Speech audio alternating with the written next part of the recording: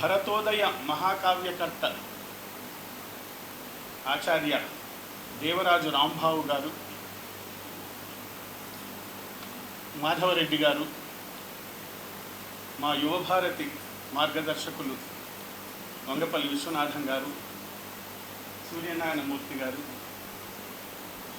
మిత్రులు విజయ్ కుమార్, నవ్య సాహితీ సమితి సభ్యులు, సాహిత్యాభిమానులు, రాంబాబు గారి కుటుంబ సభ్యులు, శిష్యులు, మిత్రులు అందరికీ నమస్కారం.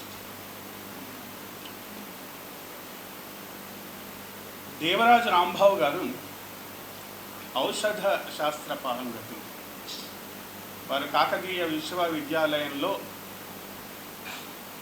ఫార్మసీ ప్రొఫెసర్గా చాలా ఏళ్ళు పనిచేసి ఈరోజు అమెరికా, ఆస్ట్రేలియా వంటి దేశాల్లో ఫార్మసీ రంగంలో రాజ్యమేలుతున్న ఎంతోమంది శాస్త్రవేత్తలకు గురువు గారు. ఇది ఒక పార్శ్వం. రాంబాబు గారు విద్యార్థి దశలో మహాకవి వానమామలై వరదాచార్యుల వారి శిష్యులు. స్వయంగా వారి పాఠాలు విన్న విద్యార్థి. ఆ సమయంలోనే విద్యార్థి దశలోనే వారు కొన్ని పద్యాలు రాయడం, వరదాచార్యుల వారు అవి చూడడం, చూసి చాలా బాగున్నాయి, వృద్ధిలోకి వస్తావు, మంచి కవి అవుతావు అని ఒక మహాకావ్యం రాయాలి నువ్వు, అది అభిజ్ఞాన శాకుంతలం చదువు, అది చదివి నువ్వు దాన్ని తెలుగులో ఒక మంచి కావ్యంగా రాస్తే బాగుంటుంది అని సూచించడం జరిగింది. అప్పుడు ఉద్యోగరీత్యా వారు కొంచెం అనుకున్నారేమో కానీ అది కుదరలేదు. పదవీ విరమణ తర్వాత వారు గురు దీవెన అనుకోండి, గురు శాసనం అనుకోండి, వారు ఇది ఎలా అయినా చేసి గురువును తీర్చుకోవాలని అనుకున్నారు. అనుకొని చాలా, మీరు చూస్తే ఆ ఉద్గ్రంథాన్ని చూస్తే అది ఈ రోజుల్లో అంత పెద్ద ఉద్గ్రంథాన్ని రచించడం అనేది సామాన్యమైన విషయం కాదు. అటువంటి మహాకావ్యాన్ని వారు రచించడం, పూర్తి చేయడం జరిగింది. అంతకుముందే వారు గీతాలలో గీత అంటూ భగవద్గీతను తేటగీతుల్లో రచించారు. రాగోదయం అనే ఒక కవితా గ్రంథం, తొలకరి అనే ఒక గ్రంథం, ఇలా వారు చాలా గ్రంథాలు రచించారు. కానీ ఆ గ్రంథాలు రచించి ముద్రించి ఉన్నాయి. ఈ భరతోదయం మహాకావ్య ఆవిష్కరణ కార్యక్రమం చేయాలన్న సంకల్పం కలిగినప్పుడు ఆ గ్రంథాలన్నీ కూడా ఒకే వేదిక మీద ఆవిష్కరించాలని వారు భావిస్తున్నారు. ముఖ్య విషయం ఏమిటంటే వారి ఇప్పుడు 80 జన్మదిన సంవత్సరంలో ఉన్నారు. వారికి ఈ సంవత్సరం సందర్భంగా శుభాభినందనలు తెలియజేస్తూ ఈ ఆవిష్కరణ కార్యక్రమాన్ని నవ్య సాహితీ సమితి నిర్వహించాలని వారు కోరడం నిజంగా నవ్య సాహితీ సమితి అమృతోత్సవాల సందర్భంగా నిర్వహిస్తున్న గొప్ప కార్యక్రమాల్లో ఇది ఒకటి అని మేము భావిస్తూ ఈ అవకాశాన్ని మాకు కల్పించిన రాంబాబు గారికి ధన్యవాదాలు తెలియజేసుకుంటున్నాం. నవ్య సాహితీ సమితికి మా రమణాచారి గారు నిజంగా ఒక మంచి మార్గదర్శకులు. నేను నవ్య సాహితీ సమితిలో అడుగుపెట్టినప్పుడు యువకుడిగా వారు స్వర్ణోత్సవాలకి మంచి మార్గదర్శకులుగా ఆ కార్యక్రమాలు ఎలా నిర్వహించాలో అన్నీ అప్పుడు వేమరాజు నరసింహారావు గారు జీవించే ఉన్నారు, చేయడం జరిగింది. ఆ తర్వాత 25 ఏళ్ల తర్వాత ఇప్పుడు అమృతోత్సవాలు కూడా వారి ఆశీస్సులతో మేము ఈ కార్యక్రమాలన్నీ నిర్వహిస్తున్నాం. వారికి కూడా ఈ సందర్భంగా పాదాభివందనాలు సమర్పిస్తూ వేదికపైన పెద్దలకు అందరికీ కూడా మరొకసారి నమస్సులు తెలియజేస్తూ 12వ తేదీ సత్యసాయి నిగమాగమంలో చాలా వైభవోపేతంగా ఈ భరతోదయ మహాకావ్య ఆవిష్కరణ, మిగతా గ్రంథాల ఆవిష్కరణ కార్యక్రమం ఉంటుంది. పెద్దలు అమాత్యులు దుద్దిళ్ల శ్రీధర్ బాబు గారు, తర్వాత జూపల్లి కృష్ణారావు గారు, వారు కూడా ముఖ్య అతిథులుగా వస్తున్నారు. మన రమణాచారి గారు ఆ కార్యక్రమానికి సభాధ్యక్షత వహిస్తారు. వారి సారథ్యంలో ఈ కార్యక్రమం అద్భుతంగా జరుగుతుందన్న విశ్వాసం మాకుంది. మీ అందరూ కూడా వచ్చి పాల్గొని ఆ కార్యక్రమాన్ని జయప్రదం చేయవలసిందిగా కోరుకుంటూ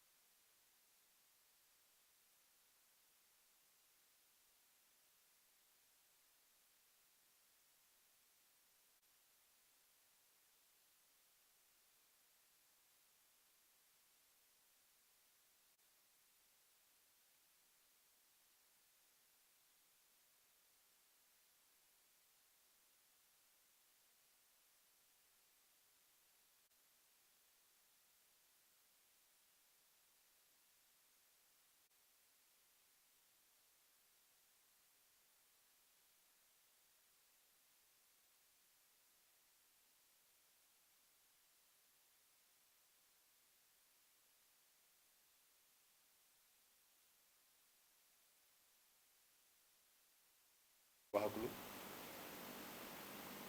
ఎంతో ఉత్సాహంగా పనిచేస్తున్నటువంటి విజయ్కి మీకు అందరికీ నమస్కారం.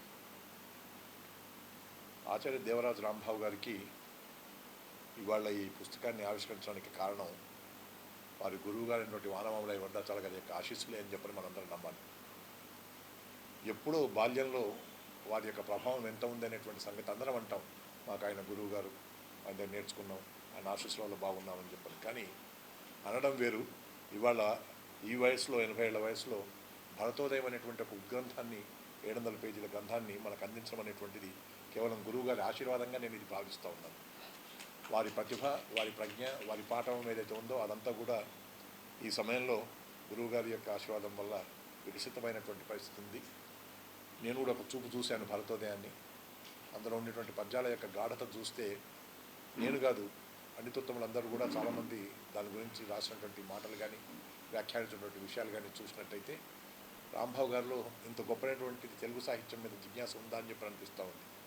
కొంచెం లోతుగా వెళ్ళినట్టయితే వారు ఆంధ్రనవ సంఘం చదివారు, అమర కోసం చదివారు. చిన్నప్పుడు అన్ని రకాలుగా కూడా పాండిత్యం కోసం చెప్పని ప్రయత్నం చేసినటువంటి వారు. ఆ తర్వాత వారు ఒక సైంటిస్ట్గా 27 మందికి డాక్టరేట్స్ వచ్చేంత స్థాయిలో ఉన్నారు. వారు కాకతీయ విశ్వవిద్యాలయంలో ప్రొఫెసర్గా పనిచేస్తున్నటువంటి రోజుల్లో ఆయనకి ఎంత గొప్ప పేరు ఉందో నేను గమనించినటువంటి వాడిని. నేను 1973లో కాకతీయ విశ్వవిద్యాలయం నుంచి బయటకు వచ్చినటువంటి వాడిని. ఆ టైంకి ఇంకా అది అప్పుడు ఉస్మాన్ యూనివర్సిటీ పీజీ సెంటర్గా ఉండేది. ఏది ఏమైనా ఆ విశ్వవిద్యాలయం అటువంటిది. అక్కడనే మా రాంబాబు గారు కూడా ఉన్నారని చెప్పంటే నాది ఇంతకుముందు ఒక మాట అన్నారు గంగపల్లి విశ్వనాథం గారు. వారిది ఔషధ శాస్త్రం కావచ్చు, నాది వాణిజ్య శాస్త్రం కావచ్చు అని చెప్పని. శాస్త్రం ఏదన్నది కాదు, శాస్త్ర పారంగతులు కావడం అనేటువంటి చాలా ముఖ్యమైనటువంటి విషయం. నాది రసాయన శాస్త్రం.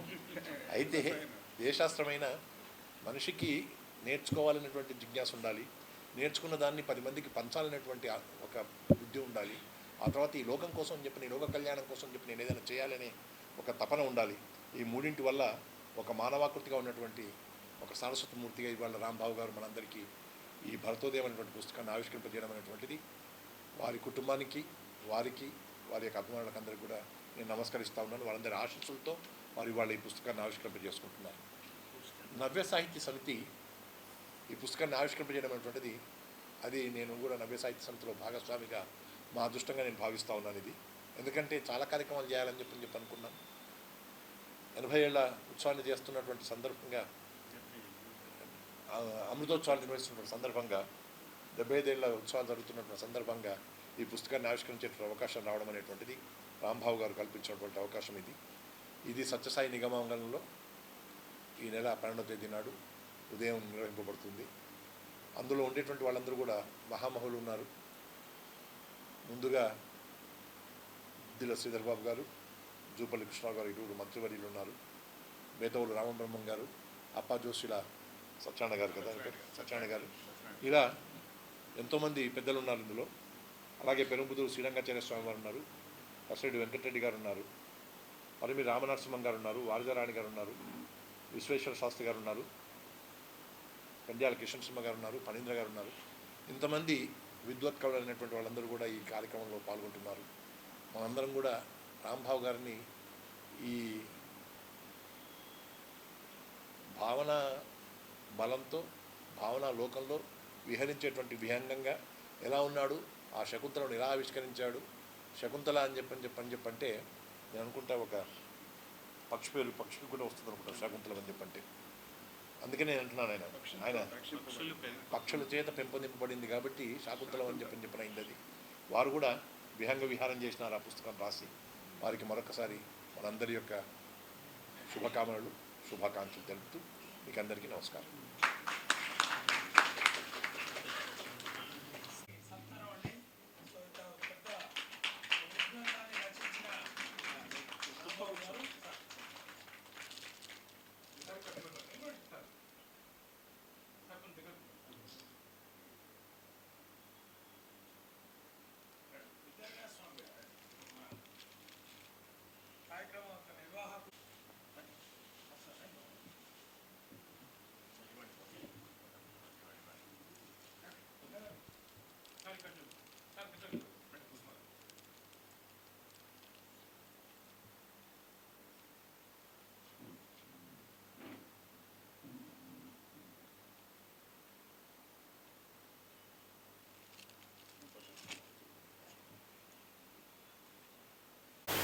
వీరు ఆనాడు అష్టదిగ్గజాల మధ్యలో కూర్చున్న కృష్ణదేవరాయల కూర్చున్నట్టుగా అనిపించింది నాకు ఆ రోజు.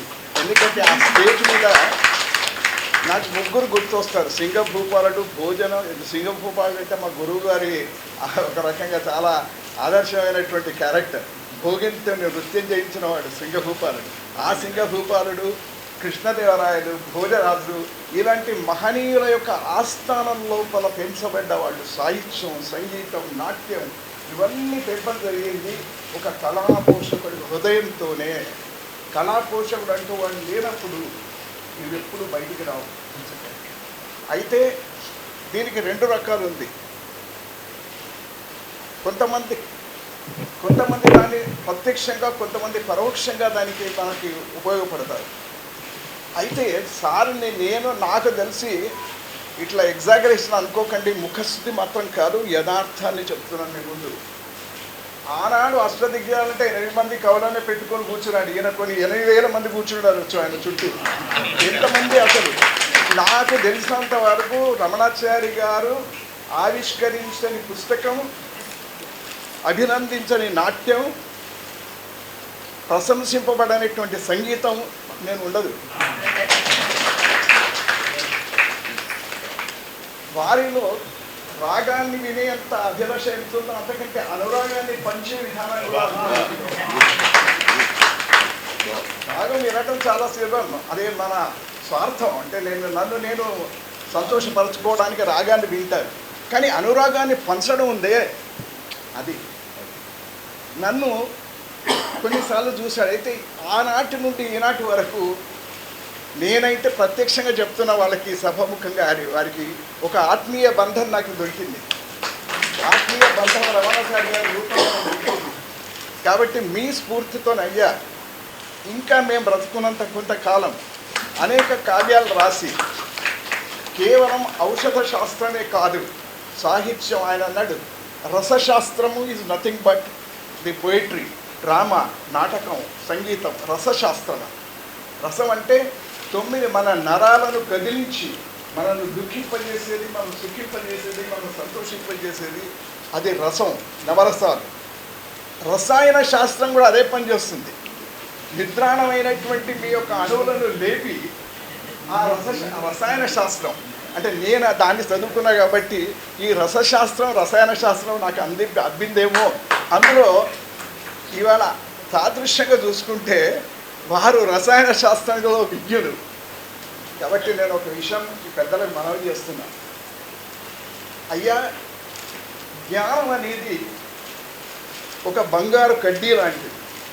ఒక స్వర్ణపు ముద్ద లాంటిది, ఒక బంగారు ముద్ద లాంటి జ్ఞానం. దాన్ని మీరు అనేక రకాలైన నగల కింద మార్చుకోవచ్చు, అలంకరణ ద్రవ్యాల కింద మార్చుకోవచ్చు. అలాగే ఆ జ్ఞానం అనేది ఒక రకంగా విపరీతమైన విశేషమైన రీతుల్లో ప్రకటింపబడ్డప్పుడు విజ్ఞానం అవుతుంది. ఆ జ్ఞానం అసలు ఒరిజినల్ జ్ఞానం లేకపోతే విజ్ఞానం రాదు. కాబట్టి వారు, నేను ఎంత సంతోషపడ్డానంటే ఇవాళ ప్రొద్దునే నాకు తెలిసింది, అంతకుముందు కొంచెం నేను అంత డీటెయిల్ వారి గురించి తెలియపోయింది. వాళ్ళు మా దగ్గర ఎంఎస్సి, మా దగ్గర సైన్స్ చదువుకొని ఇక్కడ ఇంకొక సైన్స్ చదువుకున్నట్టు ఉన్నాడంటే అది కూడా ఒక బంధం ముడిపడుతుంది ఒక రకంగా మాకు అని నేను అనుకున్నాను. కాబట్టి అయ్యా నేను ఒకటే చెప్తాను, సృజన, క్రియేటివిటీ. నేను ఒక కొత్త మెడిసిన్ తయారు చేస్తాను, అంటే మిమ్మల్ని డబ్బాలు కొట్టుకోవటం కాదు, చేస్తాను నా వృత్తి. నేను ఒక కొత్త మెడిసిన్ తయారు చేశాను క్యాన్సర్కి అనుకోండి. అలాగే ఒక కొత్త పద్యం రాస్తే వచ్చినంత ఆనందం ఒక కొత్త మెడిసిన్, ఒక కొత్త ఔషధం కనుక్కున్న వాళ్ళు నాకు చాలామంది వస్తారు, కొంత ఆర్థికంగా డబ్బులు కూడా వస్తాయి.